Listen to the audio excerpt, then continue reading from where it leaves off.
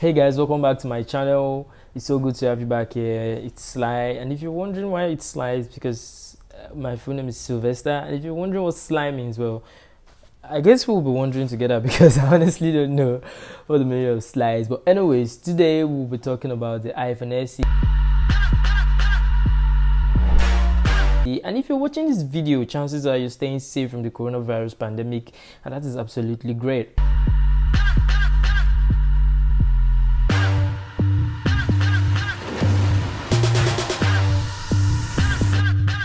The iPhone SE 2, like I would prefer to call it, no, I'm not calling it the iPhone SE because there is no distinction. The Apple iPhone SE 2, like I like to call it, that was released by Apple last week. It was launched on April 15th, made available for pre-order on April 17th, and it's actually starting sales today, April 24th. I hope this video gets to you on the 24th of April. Quickly going into an overview of the iPhone SE 2. The iPhone SE 2 is essentially looking like the iPhone 8, has the name of the former generation iPhone SE, and also has the internals of the iPhone 11, so you can expect really great performance from the iPhone SE 2. It comes in 3 different color variants, so that is the black, white, and the product red. Speaking of internals, the Apple iPhone SE 2 ships with 3 gigs of RAM and the A13 Bionic chip, which is also the same one you can find on the latest iPhone 11 series. The resolution of the screen on the iPhone SE 2 is 1334 by 750, which brings the pixels per inch at 326, and the contrast ratio is 1440 to 1, which is not really bad for a budget smartphone. Quite interestingly, the iPhone SE 2 features an IP67 water and dust resistance rating, which allows it to stay underwater at 1 meter for up to 30 minutes and arguably completely dust proof. Please don't take your phone to the pools, especially in Nigeria. The pools are the least friend of your phone. So the 12 megapixels back camera actually supports optical image stabilization and can shoot at 4K at up to 60 frames per second. It can also shoot in 24 or 30 frames respectively per second, and it can also shoot slow motion at 120 or 240 frames respectively, but the slow motion is actually capped at 1080p, which is actually the same as other iPhones, so that is really nice for a budget iPhone. Basically, I would like to talk about this phone in 2 segments: things I love about the iPhone SE 2 and things I don't like about the iPhone SE 2. First off is Touch ID is back. Yeah, Apple, way to go, brought back the Touch ID. The second thing is that it is cheap and has a speedy processor. I mean, the fact that it is very cheap at $400 and also has the Apple A13 Bionic chip, which is like the top of the line processor that Apple produces right now. It's the same one in the iPhone 11. That is really dope. And I challenge you guys to tell me in the comment section if there is any phone that is better than this phone processor wise and has a really low price point right now in the smartphone market. The front panel on all 3 color variants are black, and this might not be a huge deal for a lot of people, but for me as a person, I had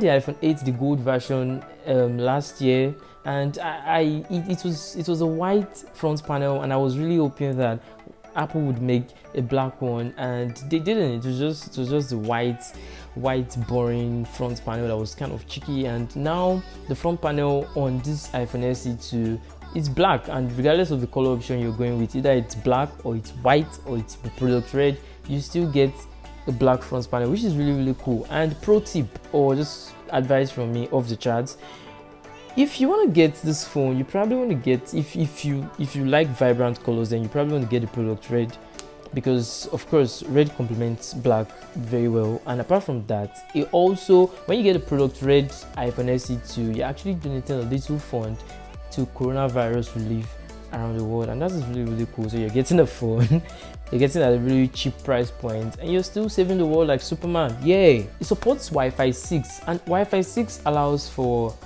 38% faster downloads than Wi-Fi 5, which is really dope to have in budget smartphone. You can never go wrong with faster, better download speed. So Wi-Fi 6, yes, I'm all for Wi-Fi 6 on this very cheap budget iPhone. The build quality, need I say more about the build quality on Apple devices? The build quality is really dope, and it's evident in the fact that the front is glass, the back is glass. The size of the phone is an aluminum band that actually takes together the front glass and the back glass of the phone.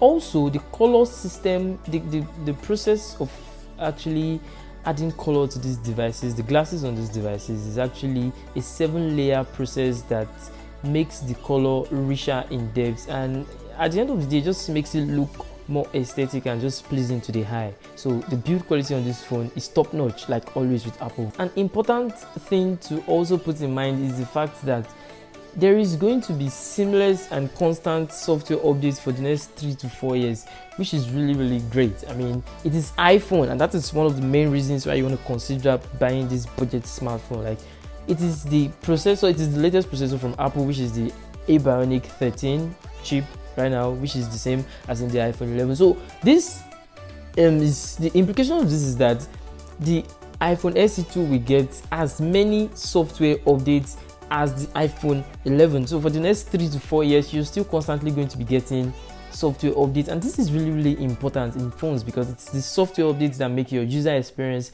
better, and it's something you should look out for when you're getting smartphones at the end of the day, because then it tells a lot about the value for your money you got back. Moving to the things I dislike or wish Apple had just done a little differently on this device. First off, I would start with the name. It's the most obvious. Why, Apple? Why didn't you just call it the iPhone SE2? Nobody's going to kill you. Nobody's going to shut you down. I mean, iPhone SE just, it sounds like the phone my granddad was using before he turned to, I mean, when was, okay, yeah, that was 4 years ago. Wow, 4 years ago. I think it was May 31st of 4 years ago. I'm not sure. I am probably wrong. I'm not the best person with dates, but all I'm trying to say is the iPhone SE, the original iPhone SE, was 4 years ago. 4 years ago, and you bring back the name like nothing happened. Like, yo, you guys, here is that phone, and then you don't even make it in the shape or in the form of the original SE. Now it looks like the iPhone 8 on the outside. It bears the iPhone SE, and it has the internals of the iPhone 11. Apple is confused, if you ask me.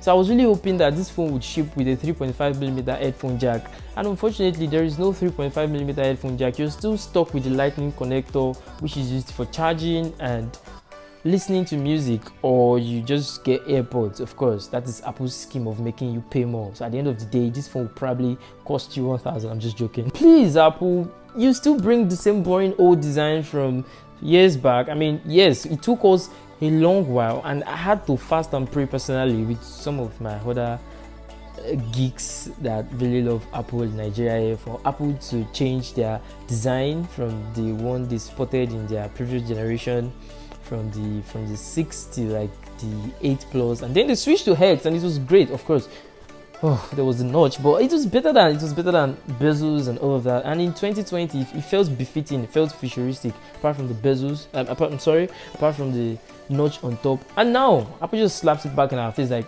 nah, this is what you have to deal with if you pay $400 for a phone. I mean, and yes, it's an LCD display that comes in at 326 pixels per inch on this smartphone display, which is not too bad for a budget smartphone. But the bezels on the phone are killing. So the top bezel houses the 7 megapixel the front-facing camera, also houses the speaker on top and accompanying sensors, while the bottom bezel houses just the Touch ID.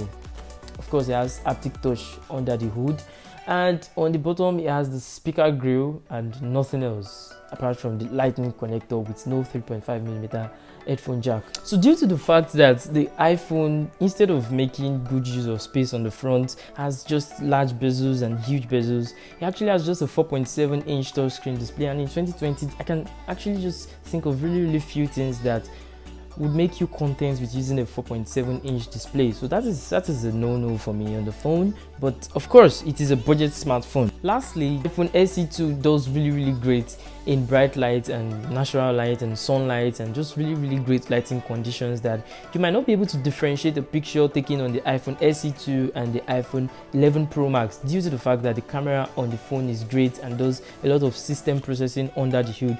But when it comes to low light performance, this is where it sucks, like utmost sucks. The pictures are grainy, they're noisy, and they don't look really great. They don't look sharp. There's too much noise, and it looks like the phone is struggling to even get an image of you in the dark. So this is a really bad thing about the phone, and I feel like the reason why I feel all the more worse about this is the fact that the phone sports the latest processor from Apple. So definitely Apple could have included something to just reduce the noise or reduce the grain in low light pictures, even if there is no dedicated night mode. And yes, there is no dedicated night mode on this phone, but if they had added something that would probably have costed them nothing, it would have made it make more sense. So here is where a lot of other phones in this category of budget smartphones under $500 that does really great things level up with this phone. If there is no dedicated night mode, at least low light pictures should not be so bad, right? And this is evident in the fact that Apple made for the first time in this phone, just honestly to me, it's just an improvement on Smart HDR. So it's called next generation Smart HDR. I'm not sure the specifics of what next generation in front of Smart HDR is supposed to do, but I'm definitely sure it's not taking your pictures from terrible to the best. I just know that it's just a little bit increased or improved HDR function on your pictures, and it sucks because this would only work where there is really good light. High dynamic range is supposed to work for low light too. So conclusively, all of these things that I have listed as shortcomings or things that I'm not so pleased about in the latest iPhone that was just released, the iPhone SE2, are to be taken with a grain of salt. And here is why I said that, because this is a budget smartphone and it's just $400. It's not even up to $500, while these other smartphones that deliver most of these high-end specs and the things we would have expected to see in this phone are like $1,000 and above. So this argument, or say this point of view, has two sides to it. The first side being the fact that if you raise any complaints about this phone, it should just be silenced. Any complaints about this phone should be silenced because it's a really cheap phone and offers some really nice specs out of the hood.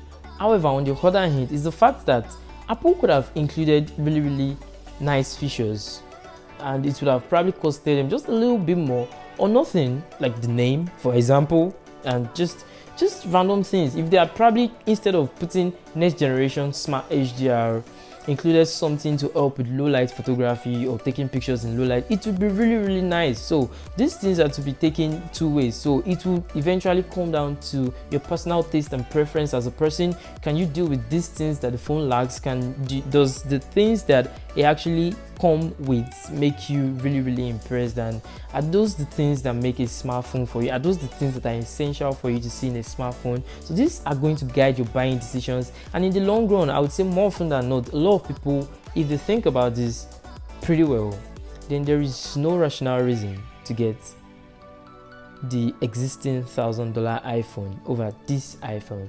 So generally, if you're coming or upgrading from the iPhone XR, you'd see some noticeable improvements in this phone, the XR or lower, so probably the XR or the X. You see some noticeable improvements in this phone.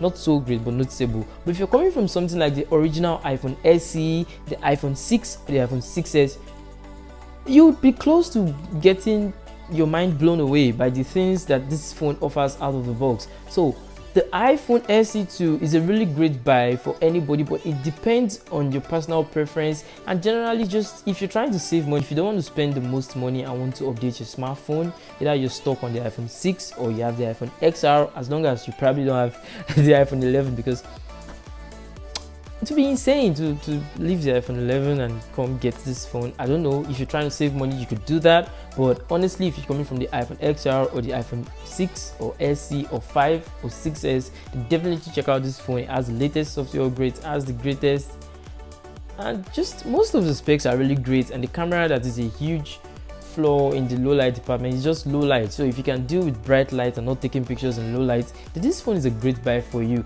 So that is it for me on this iPhone SE2 that was released by Apple last week, silently.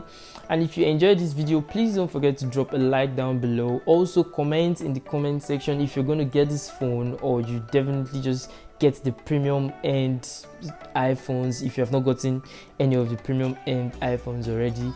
And also, if you want to see a comparison between this phone and the iPhone 8 or the iPhone SR or just any other smartphone of your choice, please let me know in the comment section down below. So do not forget to subscribe to this channel and turn on your post notifications so you get great videos and contents from this channel, and also get notified as soon as I drop a video so you don't miss out. There's going to be giveaways coming and all of that. Also, please remember to stay safe, wash your hands, social distancing, stay at home to enable this virus die out quicker. I don't know, let's just try to do our part. And yes, if you really care about the world and global warming and stuff like that, buy the product red iPhone SE2 so that you can donate in your own little way to the relief cause for the coronavirus. I'll catch you guys in the next video, which is really soon, by the way. I love you all. Peace.